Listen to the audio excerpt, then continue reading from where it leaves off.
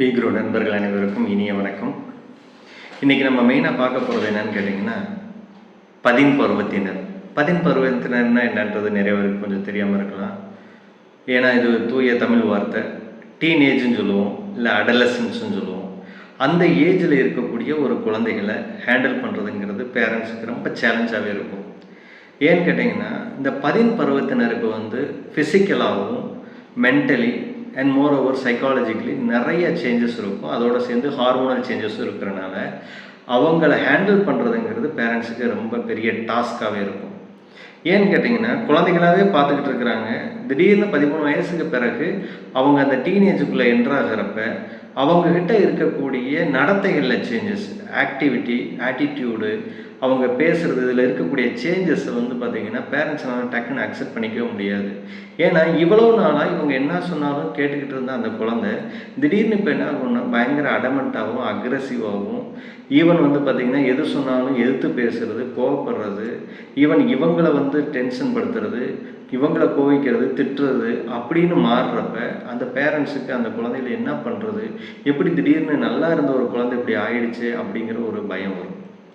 But ஆனால் ஒரு விஷயம் பேரண்ட் புரிஞ்சுக்கணும், இது நேச்சருங்க. இதை கடந்து தான் எல்லா குழந்தைகளும் வந்தாகணும். இந்த பருவங்கிறது பார்த்திங்கன்னா ஒரு குழந்தையாக இருந்ததுலேருந்து அடுத்த ஸ்டேஜுக்கு வர்றதுக்கு ரொம்ப ரொம்ப ரொம்ப முக்கியமான பருவம். இப்போ ஒரு குழந்தையாக இருக்கிறப்ப பார்த்திங்கன்னா ஒரு குழந்தை பார்த்திங்கன்னா நம்ம என்ன சொன்னாலும் கேட்டுக்கிட்டு இருந்தது. அடலசன்ட் ஆன பிறகு அது இந்த மாதிரிலாம் பிஹேவ் பண்ணுதுன்னா பேரண்ட்டு நம்ம பயப்பட தேவையில்லை. இது நேச்சர் அப்படிங்கிறத நம்ம அண்டர்ஸ்டாண்ட் பண்ணிக்கணும் ஃபஸ்ட்டு. ரைட்டு. இப்போ ஃபார் எக்ஸாம்பிள் சொல்கிறேன், ஒரு குழந்தை பார்த்திங்கன்னா ஒரு 13 வயசுக்கு முன்னுக்கு வர அவங்க அப்பாவையோ அம்மாவையோ ஒரு ஹீரோவாக பார்த்துக்கிட்டு இருந்திருக்கும்.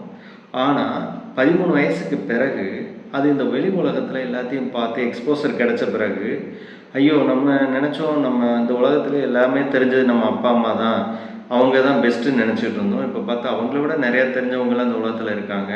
நம்ம அப்பா அம்மாவுக்கு இன்னும் நிறைய விஷயம் தெரியாது, ஈவன் நமக்கு அவங்கள விட கூடுதலாக தெரியும் போல இருக்குது அப்படிங்கிற எண்ணம் அவங்களுக்குள்ளே வந்துடும்.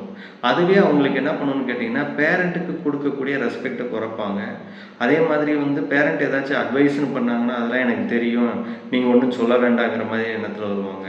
எப்போயுமே ஐசோலேட்டடாக இருக்கணும்னு நினைப்பாங்க, தனிமையை விரும்புவாங்க, ஒரு சுதந்திரத்தை விரும்புவாங்க, தனக்குன்னு இந்த உலகத்தில் ஒரு இடம் வேணும், ஒரு தனித்துவம் இருக்கணும் அப்படிங்கிற எண்ணத்தை அவங்க கொண்டு வரும். இது நல்லதா கெட்டதான்னு பார்த்தீங்கன்னா ஒரு வகையில் நல்லது தான். அப்படி இல்லைங்கிற பட்சத்தில் அந்த குழந்தை ஒரு நம்ம சொல்லக்கூடியதை செய்யக்கூடிய ஒரு குழந்தையாகவே வளர்ந்துட்டு போயிடும். அவங்களுக்குன்னு ஒரு திறமையை வளர்த்துக்க மாட்டாங்க, தனித்துவத்தை வளர்த்துக்க மாட்டாங்க. ஸோ அப்போ இந்த டீனேஜ் அடலசன்ட்டுங்கிறது பார்த்திங்கன்னா ஒரு அடல்ட்டுக்கான பேஸு தான். ஆனால் அந்த டீனேஜில் அந்த குழந்தை என்ன பண்ணணும்னு கேட்டிங்கன்னா, தன்னை ஒரு அடல்ட்டாகவே ஃபீல் பண்ணும். தனக்கு எல்லாம் தெரியும், யாரும் நமக்கு எதுவும் சொல்ல தேவையில்லை, எந்த அட்வைஸும் சொல்ல தேவையில்லைன்ற மாதிரி இருக்கும். அதே டயத்தில் பார்த்திங்கன்னா சின்ன சின்ன விஷயத்து கூட பெரிய லெவலில் டென்ஷன் ஆகி எல்லாத்தையும் டென்ஷன் படுத்த ஆரம்பிச்சிருவாங்க. ஸோ இது மற்றவங்களுக்கு பார்க்குறப்போ ஒரு மாதிரி விகாரமாக இருக்கும், என்ன இந்த குழந்தை இப்படி இருக்குது. சம்டைம் அவங்களோட பாடியில் நடக்கக்கூடிய ஃபிசிக்கல் சேஞ்சஸ் அண்ட் ஹார்மோனல் சேஞ்சஸ்னால லவ் அஃபையர், அது இல்லாமல் ட்ரக்ஸு, போதைப் பொருட்களுக்கு அடிமையாகிறது, சம்டைம் பேடு கம்பேனியன் ஃப்ரெண்ட்ஸு சேர்க்கையினால் பார்த்திங்கன்னா அன்னெசரியாக டயத்தை வேஸ்ட் பண்ணுறது, ஸ்டடீஸில் ஃபோக்கஸ் இல்லாமல் போகிறது, சம்டைம் பார்த்திங்கன்னா அவங்களுக்கு தான் தான் பெஸ்ட்டு அப்படிங்கிற ஒரு எண்ணத்தில் அவங்களோட பிரதர்ஸோடையே ஃபைட் பண்ணுறது, பேரண்ட்ஸோட ஃபைட் பண்ணுறது, அவங்களோட மூத்தவங்க தாத்தா பாட்டி இவங்களெல்லாம் ரெஸ்பெக்ட் இல்லாமல் பேசுகிறது, இந்த மாதிரி ஆட்டிடியூடெல்லாம் நம்ம பார்க்க முடியும். சரி, இப்போ இதை எப்படி கண்ட்ரோல் பண்ணுறது, எப்படி ஒரு குழந்தைய பெஸ்ட்டான குழந்தையாக வளர்க்குறது இந்த அடலசன் பீரியடு, இது ஒரு சேலஞ்சு தான். பட் இருந்தாலும் இதை கட்டாயமாக நம்மளால் பண்ண முடியும். என்ன பண்ணணும் அப்படின்னா, ஃபஸ்ட்டு அந்த குழந்தைய அண்டர்ஸ்டாண்ட் பண்ணிக்கணும். பேரண்ட்ஸ் இந்த மாதிரி சூழலில் பதட்டப்படாமல் நிதானமாக இருக்கணும். ஒரு குழந்தைய எந்த சூழலில் வளருதுங்கிறத பொறுத்து தான் பேரண்ட்ஸோட சேலஞ்சே இருக்குது. ஒரு குழந்தை நல்லா இருக்குது ஆனால் ஐசோலேட்டடாக இருக்குது அப்படின்னா அந்த குழந்தைகிட்ட ரொம்ப க்ளோஸாக பழகி அவங்களுக்கு மனசில் இருக்கிறது என்னன்றதை பேசினாலே பிரச்சனை சால்வ் ஆகிடும். இல்லை ஒரு குழந்தை ரொம்ப அக்ரெசிவாக இருக்குது அப்படின்னா அது எதுக்காக இருக்குது அப்படிங்கிறத பார்த்து அந்த குழந்தைகிட்ட உட்காந்து பேசி, அந்த குழந்தை ஏதாச்சும் பேட் கம்பேனியன் இருக்கா, இல்லை ஏதாச்சும் பேட் ஹேபிட்டில் இருக்கான்றதை பார்த்து அதிலிருந்து அவங்கள வெளிக்கொண்டு வரணும். சம்டைம் அவங்க இல்லை நான் எனக்கு இது வேணும் அப்படின்னு கம்பல் பண்ணுறாங்கன்னா கொஞ்சம் ஃப்ரீடம் கொடுக்குற மாதிரி கொடுத்து அதுக்கு பிறகு அவங்கள கண்ட்ரோலில் எடுக்கணும். Right, okay. இப்போ நம்ம இந்த குழந்தைகளை பார்த்திங்கன்னா நம்ம கண்ட்ரோல் பண்ணணுங்கிறத விட அந்த குழந்தைகளை கைட் பண்ணி அவங்கள நல்வழிப்படுத்தணுங்கிறது தான் நம்மளோட குறிக்கோளாக இருக்கணுமே ஒழிய அந்த குழந்தைங்க மேலே நம்மளும் கோவப்படுறதோ நம்மளை எரிச்சல் படுறதோ இல்லை அவங்கள நம்மளே ஒதுக்குறதோ அது தவறானதுங்க.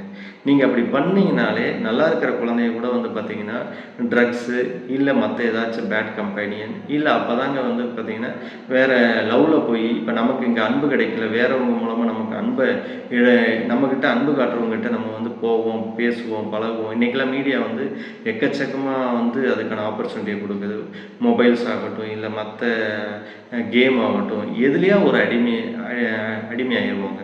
அப்போ அந்த அடிக்ஷன் வராமல் இருக்கணும் அப்படின்னா பேரண்ட் என்ன பண்ணணும்னு கேட்டிங்கன்னா அவங்களுக்கு ஒரு நல்ல ஒரு ப்ரொடெக்டட் என்வைரன்மெண்ட்டை கொடுக்கணும். பேரண்ட் அவங்களுக்கு ஃப்ரீடம் கொடுத்தாலும் அதை கவனிச்சுக்கிட்டே இருக்கணும். அவங்களோட நடத்தையில் ஏதாவது சேஞ்சஸ் இருந்ததுன்னா அந்த டயத்தில் இன்டர்வென்ட் பண்ணால் போதும். Right, okay. இதுக்கு மேலே என்ன பண்ணணும்? அஸ் அ பேரண்ட்டாக ஒரு குழந்தைகளுக்கு அவங்களோட கோலை வந்து ப்ராப்பராக செட் பண்ணி கொடுக்கணும். இதுதான் உன்னோட கோல், இதுதான் நீ வந்து ஆக போகிற. அது மொரோவர் அவங்ககிட்ட அவங்க டிஸ்கஸ் பண்ணி அதை நம்ம பண்ணோம்னா இன்னும் பெட்டருங்க. எப்பயுமே வந்து பார்த்திங்கன்னா நம்மளே நம்மளோட ஒரு முடிவு எடுத்துக்கிறத விட அந்த குழந்தைக்கு என்ன வரும், அந்த குழந்தைகளுக்கு என்ன பிடிக்குதுங்கிறத பார்த்து நீங்கள் அதை பண்ணிங்கன்னா இன்னும் பெஸ்ட்டாகவே இருக்குங்க. ரைட். இப்போ வந்து ஒரு கோல் செட்டிங் பண்ணிட்டீங்கன்னா அவங்களுக்கு வந்து பார்த்திங்கன்னா அந்த கோலை நோக்கி போயிட்டே இருப்பாங்க. அடுத்து வந்து பார்த்திங்கன்னா அவங்களுக்கு பிஸியாகவே வச்சுக்கணும். தேவையில்லாமல் ஃப்ரீ டைம் நிறைய இருக்குனாலே அந்த குழந்தைக்கு தேவையில்லாத தாட் வரும். அப்போ அவங்கள நிறைய கேம்ஸோ இல்லைன்னா எக்ஸ்ட்ரா கரிக்குலர் ஆக்டிவிட்டியோ இல்லை எக்ஸ்ட்ரா லேர்னிங்கோ இல்லை வீட்டில் இருக்கக்கூடிய சப்போர்ட் பண்ணுறதுக்கோ ஏதாவது ஒரு வகையில் அந்த குழந்தைய நீங்கள் வந்து என்கரேஜ் பண்ணிக்கிட்டே இருக்கணும். அது அந்த குழந்தைக்கு கான்ஃபிடென்ட்டை கொடுக்கும், இன்னும் கொஞ்சம் ஸ்கில்லை டெவலப் பண்ணுறதுக்கும் சப்போர்ட் பண்ணும். ரைட், இது எதுவுமே நம்மளால் தனிப்பட்ட முறையில் பண்ண முடியல, எங்களால் மேனேஜ் பண்ண முடியலன்னா கட்டாயமாக ஒரு பெஸ்ட்டு சைக்காலஜிக்கல் கவுன்சிலரை மீட் பண்ணுங்கள். அவங்க உங்களுக்கு எல்லா வகையிலையும் கைட் பண்ணி சப்போர்ட் பண்ணி உங்கள் குழந்தைகளோட எதிர்காலத்தை பெஸ்ட்டாக்கி கொடுப்பாங்க. வாழ்க வளமுடன். நன்றி.